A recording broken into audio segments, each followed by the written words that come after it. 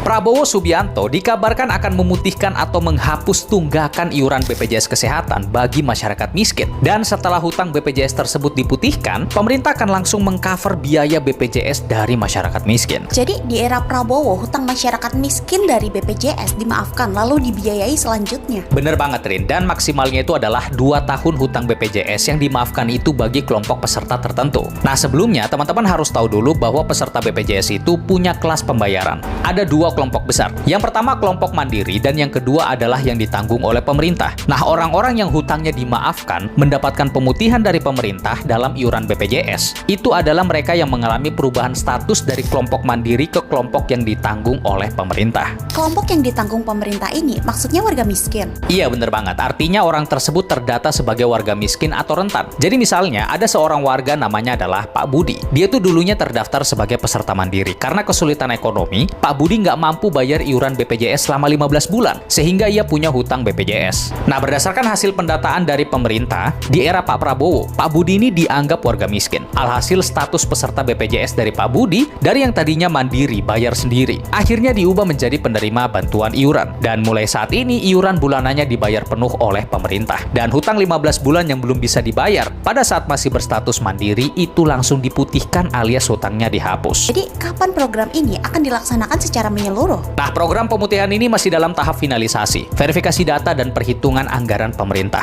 Beberapa sumber menyatakan termasuk dari salah satu pejabat, kemungkinan mulai berjalan di November 2025 dan anggaran yang digunakan akan menggunakan APBN 2026. Kira-kira apa tujuan dari program ini? Tujuannya adalah sebagai bukti dan bentuk kehadiran negara untuk meringankan beban bagi masyarakat miskin.